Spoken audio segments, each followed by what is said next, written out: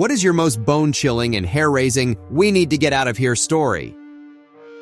I'm a criminal defense investigator, and I had a murder case involving two brothers. The one accused of the murders was very autistic, and his brother was a schizophrenic.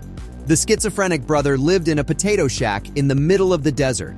I needed to talk to him several times throughout the course of the investigation, and since he didn't have a phone or electricity, I had to drive several hours out to his house and yell his name from the fence line until he came out of the shack. This investigation lasted for several years, and over time I developed a rapport with schizophrenic brother, and I kind of got to like him. He would talk your ear off about the aliens with golden eyes and the underground tunnels that connect all the Walmarts in the country, but he was pretty entertaining. And part of me wonders how much of it was a show. The schizophrenic brother eventually gets a girlfriend. She's a tweaker who has mistaken his schizophrenia for meth-induced psychosis. I talked to her a few times in jail when she was sober, and she was surprisingly charming and insightful. The last time I go to see schizophrenic brother, it's a dark winter night and the tweaker girlfriend is there. She's lurking in the shadows and staring daggers at me the entire time I'm talking to him. I cut off his conversation about the speakers in his fillings and walk back to my truck to leave. A minute later, the schizophrenic brother comes running out and tells me that he wants to show me something in his shack. He's never invited me inside before, and I'm not thrilled by the prospect. The whole thing feels off to me, so I tell him I have to get going and start the truck. The look of relief on his face when I declined to go inside convinced me that the tweaker girlfriend was waiting behind the door with a hammer or something. A few months later, I learned that she shot him in his sleep and stashed his body in an old refrigerator. She has since pled guilty to his murder. Possibly fighting a house fire and realizing that I had very hot feet through concrete-soled boots, my officer and I immediately noped the F out. Hot feet mean you're standing above a fire. As fire burns upwards, it's weakening the floor beneath you, so we were about to plummet into a basement fire. I worked a lot in remote areas of West Texas, servicing oil field-related equipment. One time I was out in the middle of nowhere as usual, and to the northeast was an isolated hill that's bigger than a regular hill but smaller than a mountain. But everywhere else around it was pretty flat. There was one road that went in and out of the site I was at. At some point when I was working on a control box, I had the overwhelming feeling that I was being watched. I scanned the horizon, looked all around the hill, and went back to work. This happened a few more times within several minutes until I finally saw something move on the side of one of the rock outcroppings on the hill. I went to my truck, grabbed my binoculars, and the figure hid behind that outcropping. It was definitely a human. I glassed him for a good 20 minutes and I could see him peek around every couple of minutes. Eventually, he leaned out so far that I could see the silhouette of the barrel of a rifle slung around his back. At some point, he was hidden behind his rock for a while, and the next time he peeked out, I couldn't see the rifle. He had either put it down somewhere, or he was now holding it. I immediately felt a sense of impending doom. The hair on my arms and neck was standing straight up. I very quickly collected my tools, got my AR-15 from behind the driver's seat and sat it on the passenger seat, and tore out of there. I sped down the dirt road, almost clipped the cattle guard, and started cruising down the highway just as the adrenaline started to wear off. I remember the metal taste in my mouth and having to grip the steering wheel to keep my fingers from twitching. A few miles down the road, a red Suburban full of guys was pulled over on the oncoming side of the road. They definitely weren't oil field workers, shades all around, buzzed heads, all intently looking at me. I expected them to pull a U-turn and pursue me, but they didn't. I can't prove that this is what was happening, but I do know that cartel guys run operations where one scouts for guys working alone and calls in a group of guys to rob them of their truck and tools. Back when my son was only about a year old, my husband worked second shift, so I was alone every evening. We lived in townhouses at the time and had a neighbor who was a war vet that my husband was friends with. He was a little off in the sense that there was very obvious PTSD and other traumas, but all around he was a nice dude.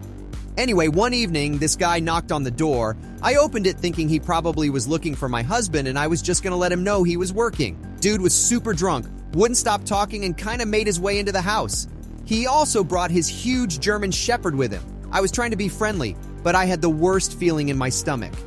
I felt insanely vulnerable and like something just wasn't right with this situation. I kept trying to tell him in the nicest way to leave, but he wouldn't. I texted my husband, "Hey, neighbor guy is here and won't leave. He's trashed. I feel really uncomfortable." My husband texted his buddies that lived a few apartments down and they came over immediately. They got the dude out of the house, and not even 20 minutes later, I hear noises outside, and this guy is trying to rip the license plate off my car. My husband's friends heard it or saw it. I'm not really sure, but they came over and were more aggressive about him going home and leaving me alone. And he did, I thought. Few hours later, my husband gets home and sees this guy hanging out crouched behind some cars. He goes up to him to ask him exactly what the heck he's doing.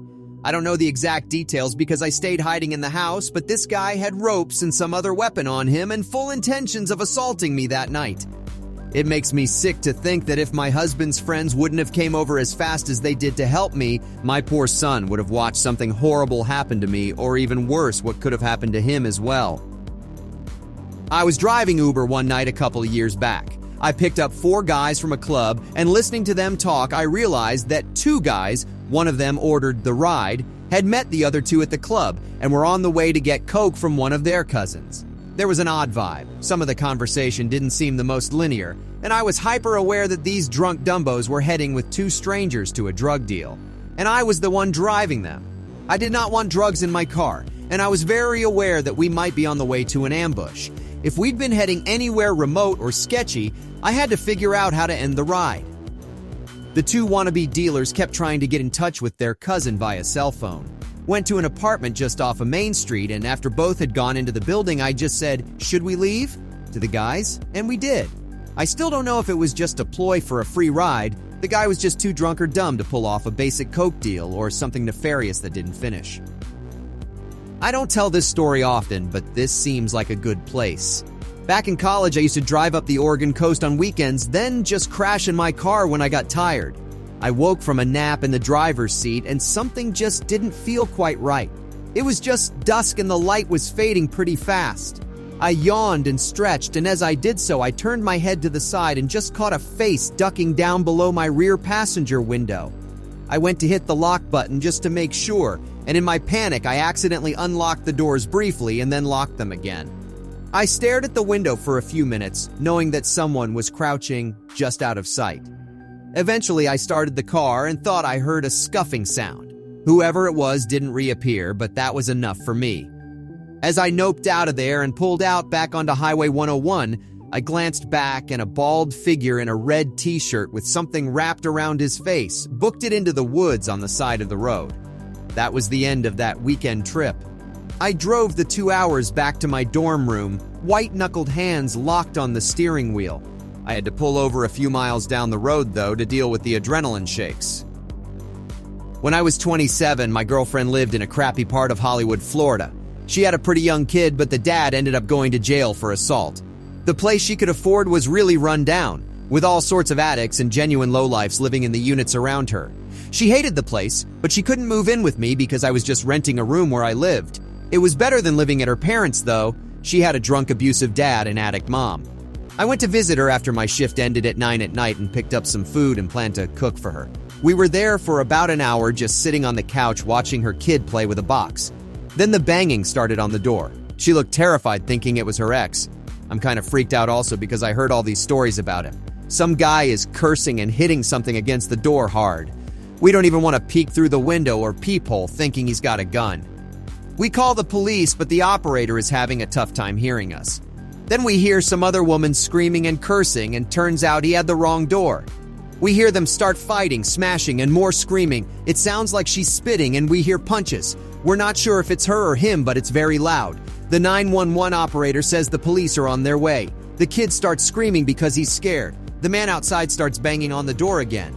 He thinks his kid is with us and shouts he's going to kill us for taking his kid. My girlfriend just breaks down at this point and starts crying. Maybe 10 minutes later, the police arrive. They arrested both of them, then took our statements. She moved out a couple days later, and we ended up renting another crappy apartment, but in a much better area. In college, some buddies of mine and I developed the habit of walking the train tracks at night. It was peaceful and usually quiet, a good way to get away from the busyness of campus. One night, me and one friend were walking and went further down the line than usual. Without realizing it, we'd gotten well out of the city and into the woods. We continue on for a little while. Most of the lights were gone, and there was brush and trees all around us, with a small trailer home just visible ahead. Suddenly, without a word, we both stopped dead in our tracks, overwhelmed with a completely unspoken feeling of being both watched and in extreme danger. We wait and listen, and hearing nothing but the wind in the tall grass around us, we both hurriedly agree it's time to turn back. We keep a quick pace for about 10 minutes, hyper alert and constantly listening for any strange sounds or movement. The whole trip was still engulfed in a pervasive sense of near panic at this unseen sense of danger. Bear in mind that we are both typically very difficult to rattle.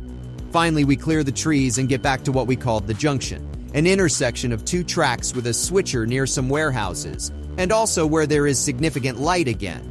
We make it about 100 yards into this area after our 10 minutes or so of speed walking, and feeling no less in danger, but a need to investigate, we pause to assess the situation on an open and reasonably well-lit area. To this day, I can see the silhouette just barely visible, standing barely beyond the edge of the light in the gap between the two tracks, staring directly at us. We walked those tracks many times, so what I saw wasn't the trick of unfamiliar terrain. To this day, it still gives me chills. We moved very quickly the remainder of the way back to campus, the feeling of extreme danger only slowly fading once we got well back onto campus. I've never been able to shake that sight, or the strangeness of the unspoken but simultaneous sense of extreme danger we were both overwhelmed by. Thanks for watching till the end, and don't forget to subscribe and like for more of these ridiculous stories. Love you all, and stay safe out there in that crazy world. Much love. Peace.